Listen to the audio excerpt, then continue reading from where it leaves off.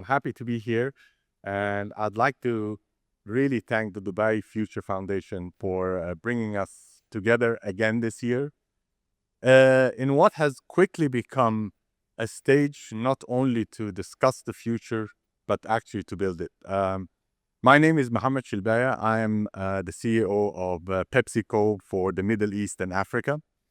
I've been with PepsiCo for over 30 years, so I've seen the and was part of the transformation of Pepsi in the mid 90s until today. And what a journey it was. But we stand here today to talk about the future. And I'm really excited to be here to listen to the future and how do I adapt it to PepsiCo to continue our strong performance over the next 20 to 30 years. So I'm really, really happy to be here. And there's no better forum to do it than this forum and in this city. You know, the first time I came to Dubai was in 95. And since then, I'm always reminded that this city doesn't wait for tomorrow to happen. It actually prototypes it, you know, from having bold strategies to implementing, to taking risks, and then scaling like no other city I've seen. So, and I think that's the spirit why we're here today. So let me start. Let's be honest. I think we live in extraordinary times. You know, you hear AI, automation, and everything is happening, and it's really the innovation is breathtaking, and it's happening very fast. Every time you read about something, something new is coming up. But also the challenges that we face on Earth is also very, very challenging. You know, we talk about climate pressure. We talk about supply chain stoppage. Really, really big topic. But if there's one thing that affects us all as human beings and in this part of the world is water.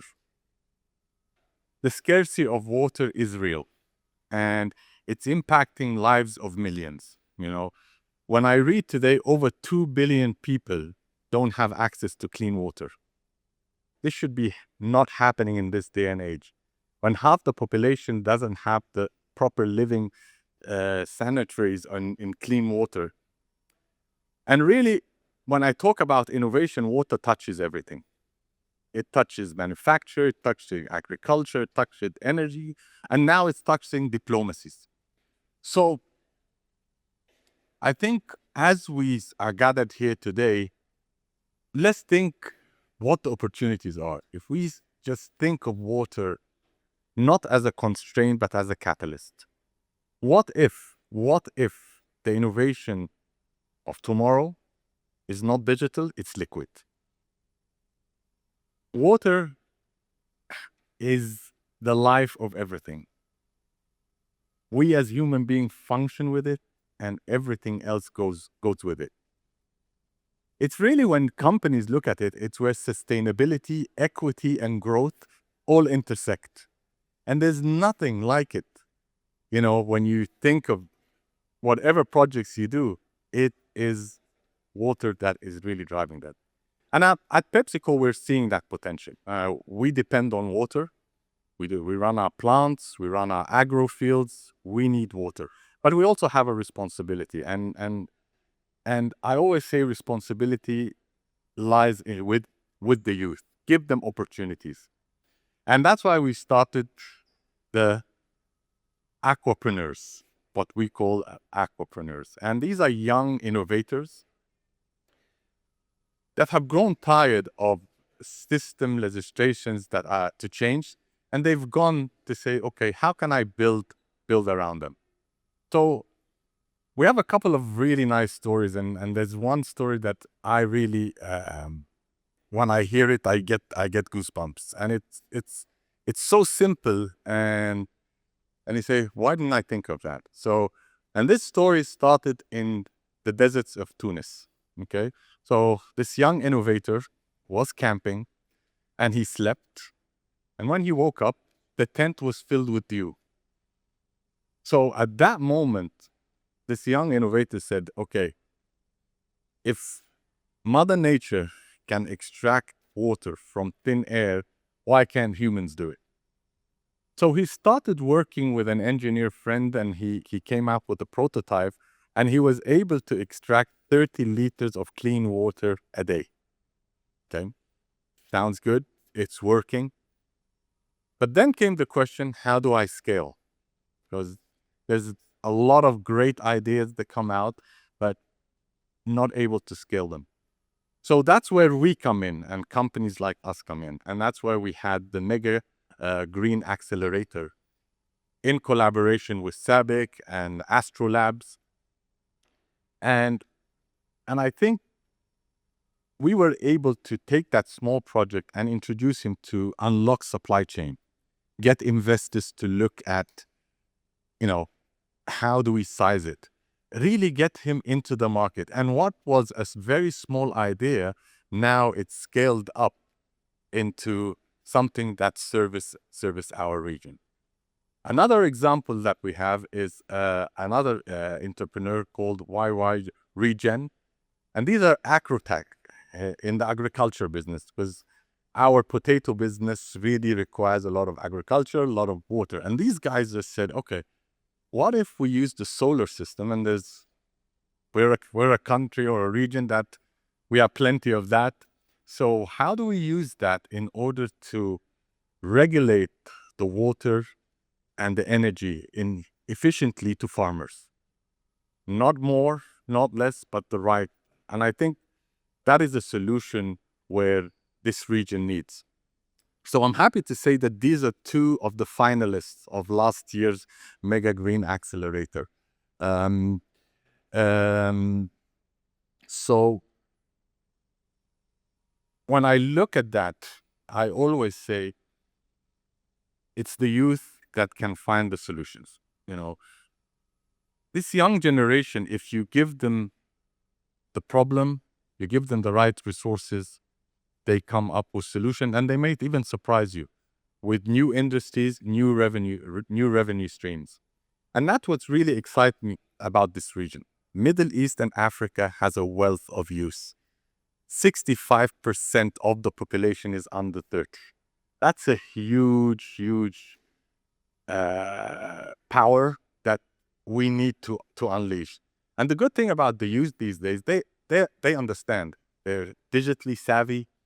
They're aware about global, and they want to design the future and build the future, not inherit it. So I think this is something we are going to continue working on. Now, if you look at PepsiCo, we are shaping our future as well. And we built it around sustainability. So every decision we try to make, we have sustainability at heart. So we have our Pep Positive program that was launched a couple of years ago. And that program has water as a key pillar in it. So what have we done?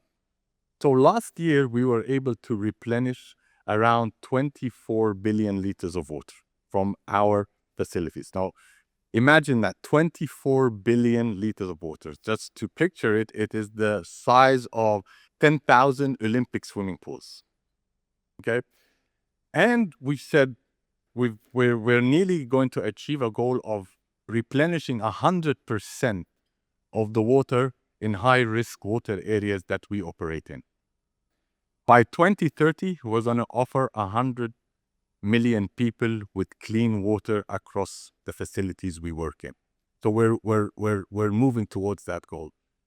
But it's not a goal. We've already started. And let me tell you another story. And this is from Lebanon. In Lebanon, there is a natural reserve which is called El Shuf. I know the Lebanese will know this area. It's beautiful area. It's a huge green landscape. And we have an Aquafina plant there. Automatically, when people hear that, say, whoa, what is Aquafina? What's the plant doing in this area? But this is proof that both things can exist together. So when we designed this plant, we got a team of environmentalists to tell us how to build this plant and make sure that it's done in scientific way so as not to negatively impact the reserve. We started using solar panels to cut emissions. We started getting the water from the rainfalls and the melting snow to replenish the ponds. Last year, we built 3 artificial ponds as a total of 7 that's helping farmers replenish this. So still there's a lot to do, but it's things like this when business, science, and creativity comes together to improve lives. Now, just to close, water is a problem, and it's not one company that can move it. It needs a coalition of forces from government, companies, entrepreneurs, NGOs to really come in and flow together in order to solve this problem. Innovation, I know the next couple of days you'll hear a lot about AI and robotics, and it is the future. It is the future. But let's look at how can innovation take the form of liquids. Without liquid, none of the others will have. We will not be sitting here without liquid. We cannot be sitting in this day and age when people don't have access to clean water. It's up to us. It's up to the next generation. It's up to the youth. But we as companies and corporations and government need to support, because water is life. Thank you so much.